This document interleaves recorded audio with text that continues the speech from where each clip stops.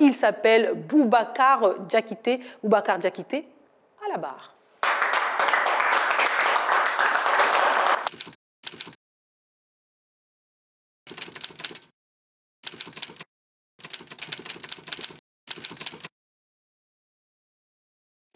Allez, le moment est arrivé d'accueillir Boubacar Diakité à la barre. Vous êtes président fondateur de la NGC, Association Nouvelle Génération de Koumba-Dao, auteur du livre Aventure inimaginable, fondateur de l'ex-radio Koumba-Dao.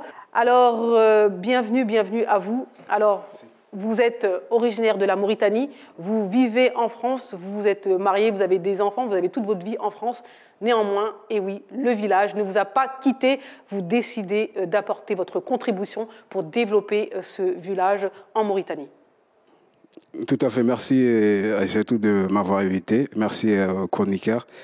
Alors, cette association a été créée depuis 2010 avec tous les ressortissants de notre village ici en France. Donc, nous avons estimé que nous devons participer au développement de notre village. Et donc, nous avons rassemblé tous les jeunes de notre village ici afin de travailler ensemble pour participer au développement de notre village. Est-ce que c'est facile ça? Est-ce que c'est facile de sensibiliser, de leur dire « Ok, venez, on fait quelque chose pour notre pays d'origine, notre village d'origine » C'est pas facile, mais comme on sait tous, l'association, il faut avoir de la volonté. D'accord. Donc vous décidez de créer cette association-là en 2010 et donc vous avez 4 axes. Pour vous, c'était les 4 axes les plus importants, à savoir la santé, l'éducation, l'agriculture et bien sûr la culture et le sport, très important aussi. Voilà, l'association, quand on a créé, on a pensé à tout. Et du coup, on a pensé à mettre les axes en place, les 4 axes en place. La santé, l'éducation, la culture, le sport et l'agriculture. Donc, depuis 2010, nous étions sur l'éducation. L'éducation, vous savez, l'éducation en Afrique, en général, voilà, c'est moins. Bien et sûr, surtout dans les villages, donc c'est encore moins. Et nous avons récolté des livres et envoyé sur place aux enfants qui sont là-bas pour pouvoir bénéficier de ces livres-là. Et après 2010 jusqu'à 2022, nous avons eu un peu de difficulté par rapport à l'association. Et moi, j'ai été participer à une grande association, ce qui fait que je n'avais pas assez de temps pour s'occuper les deux. D'accord. Donc c'est vrai que là, c'est un point important, c'est-à-dire que souvent, l'associatif, il y a de belles intentions, mais malheureusement, on sous-estime l'importance de s'impliquer, le temps que ça va nous prendre. Et pour le coup, vous avez dû faire un stop pendant plusieurs années pour pouvoir finalement repartir. Et finalement, vous décidez de repartir sur la santé, qui est une priorité, bien sûr, capitale. Exactement, parce que l'association, surtout des associations avec les travaux à côté, ça prend beaucoup de temps. Et j'ai repris l'association, effectivement, en 2022, depuis octobre 2022. Nous avons mis en place un projet qui s'appelle Yonki. Yonki, la vie, tout simplement la vie. Et Yonki, nous avons estimé que la santé est un droit. Toute personne aisée ou démunie doit avoir accès à la santé. Très important, bien sûr. Et il y a un deuxième volet, la santé, c'est une question de santé publique aussi. Donc on s'inspirait de l'exemple de l'Europe, on va dire. Quand une personne qui arrive en France ou à l'Europe, on lui fait une carte qu'on appelle aide médicale. D'accord. Donc et cette aide médicale, c'est pour les personnes qui sont pas encore les plus démunies. Voilà, qui sont pas encore intégrées dans la société et qui n'ont pas le moyen financier pour se soigner. On sait à combien que quand on n'a pas ces outils de financement, quand on tombe malade en France, pour se soigner, ça va être compliqué.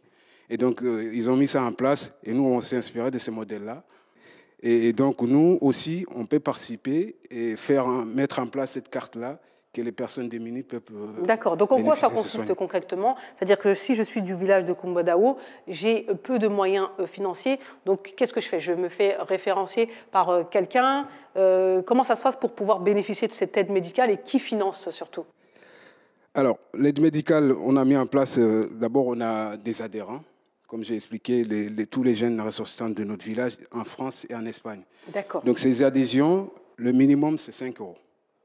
Nos adhérents, ils cotisent 5 € par mois. Et nous avons des partenaires aussi financiers qu'on a créé des partenariats. On travaille avec la mairie de Vanves, qui est un partenaire avec nous. Et donc, en 2022, octobre 2022, nous sommes allés au village. Nous avons réuni toutes les personnes du village. Et donc là, vous avez décidé vous avez choisi On a choisi, oui. Avec le chef du village, à savoir référencer les 100 personnes les plus pauvres, c'est ça? Exactement. On a référencé les personnes qui ont vraiment le plus démunies. On les a offert cette carte-là, une carte médicale, avec l'identité de la personne, la photo d'identité, les noms, les prénoms, voilà, toute l'identité de la personne est sur cette carte. Donc, nous avons encore un registre qu'on a mis, toutes les personnes qu'on les a pris, qui sont reconnus par tout le village, qui sont démunis, qui n'ont pas le moins. On a fait un registre avec leur identité et leur carte numéro d'identité. Et ce registre-là, on l'a donné à tous les médecins référents.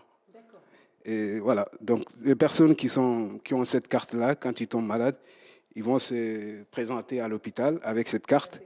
Et voilà, ils vont présenter la carte et le médecin, il va regarder encore le sur le fichier. Sur le fichier, si ces personnes-là sont bien sur le fichier, et il le prend en charge, la consultation et les médicaments. Et à la fin du mois, nous, on paye la facture. D'accord, donc c'est très intéressant, bravo. C'est-à-dire que donc une personne de Kumbadao qui est référencée comme une des personnes les plus démunies, eh bien, va pouvoir bénéficier, grâce à cette carte, eh bien, de tous les soins et aussi des médicaments. Et ça, c'est financé par qui? Qui finance? C'est-à-dire que vous qui êtes en France, par exemple, si j'ai une consultation qui va me coûter peut-être 50 €, 60 €, plus des médicaments, 60, 70 €, donc il faut quand même de l'argent en bac pour pouvoir financer tout ça. Exactement. Comment ça se passe? Donc c'est financé par la diaspora. Encore une fois, presque toute l'Afrique dans les villages, c'est la diaspora qui participe financièrement, les hôpitaux, les écoles. Et donc nous, on a déjà les structures qui sont en place. Et nous, on a dit, on va ajouter encore en plus. Et on va mettre ça en place. Donc, les personnes qui sont adhérées à l'association, ils payent minimum 5 €. D'accord. Et 5 €, vous savez, 5 € ici, c'est peut-être pas beaucoup, mais 5 €, quand on le convertit chez nous, c'est beaucoup. C'est énorme. En tout cas, ça permet de financer donc, ces problèmes de santé. Voilà. Donc, c'est un exemple, moi, je pense, à suivre. Ouais. Ah, donc, oui, je pense que beaucoup vont être inspirés par cette initiative. Bravo. Et encore une fois, merci aussi à la diaspora qui participe à aider donc, ceux qui ont le moins de moyens, peu importe. Ce n'est pas parce que ce n'est pas quelqu'un de la famille qu'on n'aide pas. Ça, c'est très important de le souligner. Exactement. Donc, comme je disais tout à l'heure, nous, la santé, pour nous, c'est un droit.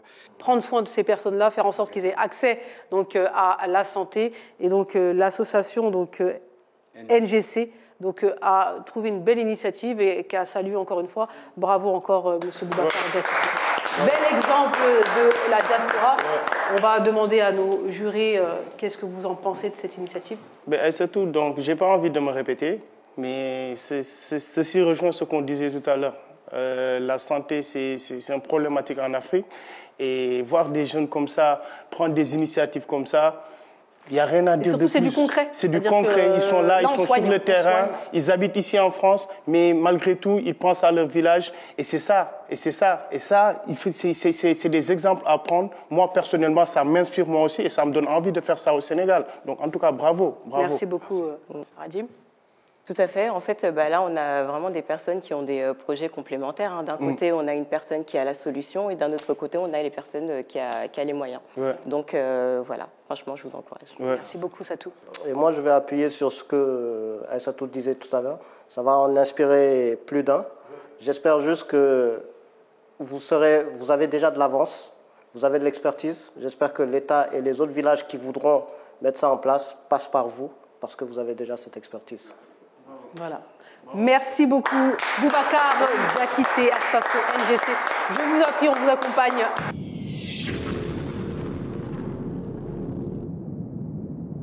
Voilà, merci encore une fois à Boubacar Diakité. Alors, moi, j'ai envie de leur poser une question claire, nette, précise. Vous êtes tous les deux, vous êtes passés tous les deux à la barre. Vous avez des projets, finalement, qui se combinent très, très bien. Qu'est-ce qui serait possible de faire ensemble? Le Mali, la Mauritanie, la santé? Déjà, c'est ce que je lui disais. Nous, on avait voulu mettre ça en place, en fait. C'est-à-dire, comme nous avons des Maliens qui font appel à des médecins spécialistes qui sont basés en France. Donc, on voulait ajouter une marge sur les frais de consultation. Et cette marge va permettre de payer les frais médicaux des personnes démunies au Mali, en fait. Mais sauf qu'on n'a pas pu le faire parce que, voilà, il a raison, on manquait d'expertise et aussi d'expérience. Mais je pense qu'à travers son association, on pourra essayer de mettre quelque chose en place pour concrétiser cela, en fait. Donc finalement, le Mali va influencer la Mauritanie va influencer le Mali, parce que pour le coup, vous aussi, vous allez pouvoir aussi faire appel éventuellement à Kenaya Koura pour développer sa solution en Mauritanie. Oui, comme il a dit, en fait, je pense qu'on est complémentaires parce que nous, on agit dans le domaine santé, sociale, et lui plutôt santé digitale, si je peux dire. Donc je pense qu'ils sont complémentaires. Quand on permet aux gens d'aller se soigner, et je pense qu'il faut le mettre au moins digital aussi, de ces personnes-là qui sont plus ou moins reculées de comment c'est en Afrique. Surtout dans les villages, les infrastructures routières, c'est quasi nul. C'est difficile de voilà. Nous, par exemple, notre village et la plus grande ville, c'est 18 km. Mais quand il y a la saison de pluie, la route, il n'y a pas de route. Donc éventuellement, la solution serait intéressante pour votre village, avoir accès à la santé 24 heures sur 24, 7 jours sur 7, peu importe les problèmes climatiques ou autres qui pourraient y avoir. Merci beaucoup. Orange Money Europe, partenaire de l'émission Diaspora Africa.